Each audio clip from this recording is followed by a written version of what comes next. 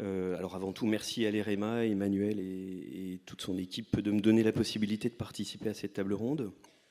Je vais suivre 2 points.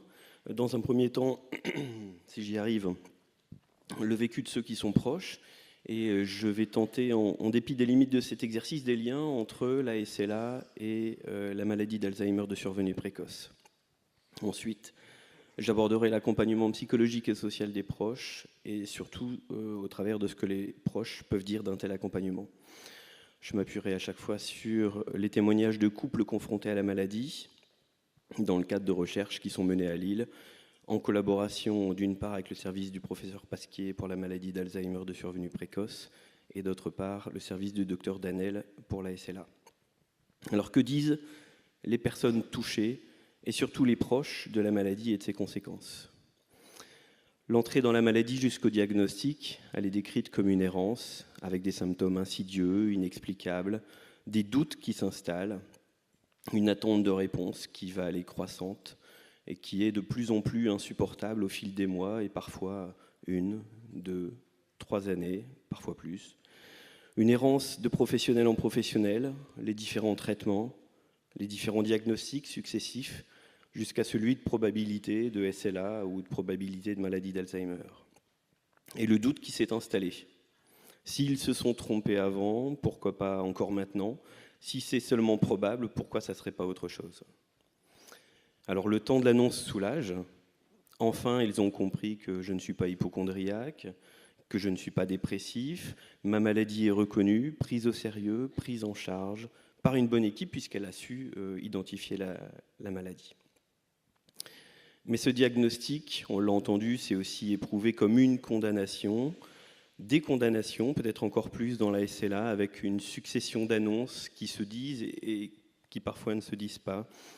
L'annonce de la maladie, mais aussi l'annonce des différents traitements, les directives anticipées à formuler, d'éventuelles décisions pour des tests génétiques, l'annonce à faire au conjoint s'il n'était pas présent, et l'annonce à faire ensuite aux enfants, répercuter la nouvelle dans la famille auprès des proches. Donc cette annonce initiale est aussi toutes celles qui risquent de lui succéder, s'il faut par exemple soutenir l'alimentation, s'il faut soutenir la respiration. Alors on parle parfois de tremblement de terre, ici on peut parler de tremblement de terre, mais avec l'idée de réplique. On a une série de répliques et la maladie, quand elle s'inscrit dans la chronicité, il faut tenir compte de ces répliques successives.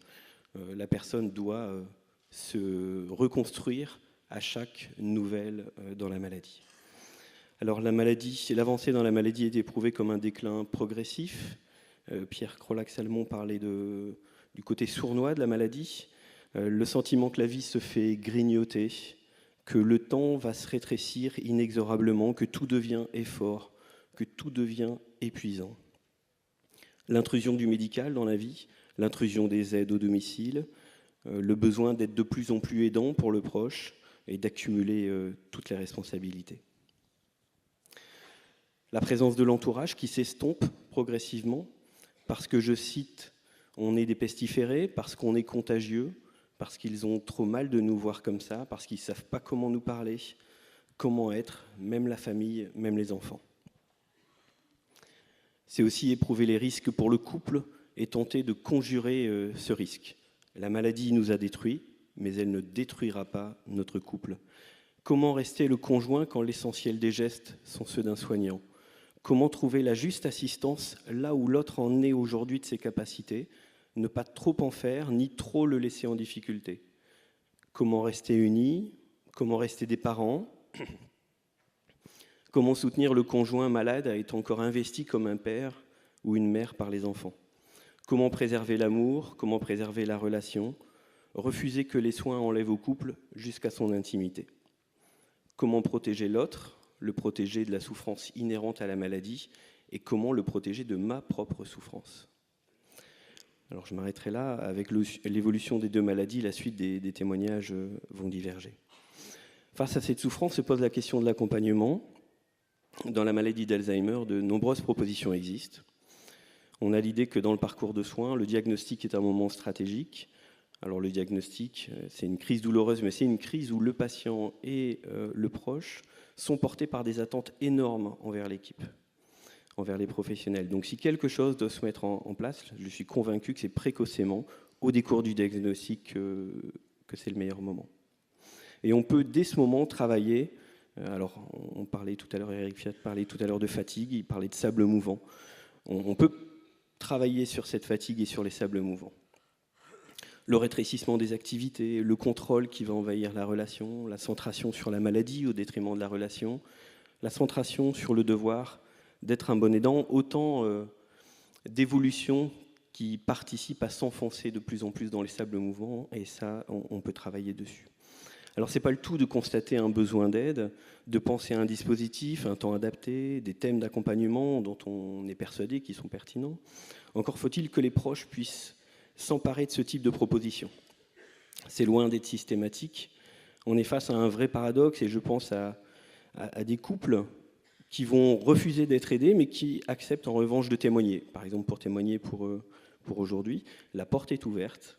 On identifie une souffrance importante des cours d'1 heure, 1 heure et demie, 2 heures d'entretien.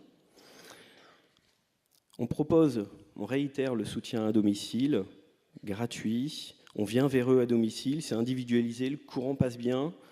Il y a un début de lien avec l'intervenant. Les 2 partenaires font un retour positif de ce moment de témoignage, et pourtant, ils vont réitérer leur refus. Je ferai même l'hypothèse que plus le couple est en souffrance, plus il refuse. Comme si, à un moment donné, on était tellement enfoncé dans les sables mouvants que c'est impossible de tendre la main et de saisir autre chose. Il y a une vraie prise de risque, j'imagine, si j'étais dans ces sables mouvants. Est-ce que je prendrais le risque de relâcher mes efforts et de tendre la main et de ne plus être capable de faire les efforts désespérés dans lesquels je suis engagé? Alors tous ne refusent pas, et on dispose de retours qualitatifs sur l'expérience des proches et parfois des couples qui bénéficient d'un accompagnement à domicile. J'en parle aujourd'hui parce que j'espère, peut-être c'est filmé, j'espère que ces retours seront entendus par ceux qui souffrent. Qu'est-ce qu'en retirent les conjoints? Gérer un certain nombre de choses qui sont assez courantes, se sentir libéré, mettre à plat sa souffrance, ses doutes, dire les choses et l'entendre dire, se confier, dire ce qu'on s'interdit de dire, ce qu'on ne peut pas dire ailleurs, ce qu'on ne peut pas dire à ses proches, ce qu'on ne peut pas dire à l'autre. Se sentir compris, non jugé. Mettre des mots sur un vécu qui est parfois confus, embrouillé et surtout, on l'entend depuis hier, bouillonnant. Mettre à l'endroit ses idées, pour reprendre une expression d'un témoignage, aller plus loin et voir les choses différemment. Voir les choses différemment, par quoi ça passe? On travaille justement sur l'identité de la personne qui a la maladie, sur ses capacités, sur la relation, sur son histoire, sur ses désirs. Et ça permet de restaurer une vision qui est plus positive, de réintroduire le conjoint malade dans les décisions et dans le quotidien, de raviver les sentiments et peut-être parfois de raviver l'amour. Raviver l'amour, ça passe aussi, quand c'est possible, par le travail en couple, sur la relation, sur la résolution des conflits, la communication. Ça permet aux 2 partenaires de se dire des choses qu'ils pourraient difficilement se dire autrement, parfois qu'ils s'interdisent de dire l'un à l'autre. Le psychologue ou l'intervenant fait la médiation pour aider à verbaliser des émotions et clarifier les conflits. Ça permet à chacun de mieux comprendre le point de vue de l'autre sur l'arrivée de la maladie et sur ses conséquences. Parmi ces conséquences, il y a le rôle d'aidant. Alors tout à l'heure, on parlait de héros, on parlait de saints. Le rôle d'aidant, hyper investi, souvent malgré soi. Il y a une prise de conscience de la nécessité d'inventer un nouvel équilibre, d'avoir une autre vision de l'aide, d'avoir plus de créativité pour relancer le partage entre les 2 partenaires. Et puis surtout, la mise en place d'actions concrètes pour soi. Au final, l'aide aux proches aidants, elle vient conforter, elle vient aider à aller plus loin dans ce que le proche sentait déjà plus ou moins confusément. Ça vient renforcer les actions mises en place spontanément et l'accompagner dans l'acquisition de nouvelles compétences. Alors je conclus sur cette phrase d'un conjoint aidant: « J'ai pu renforcer ce que j'avais déjà et développer ce qui était caché. » Je vous remercie.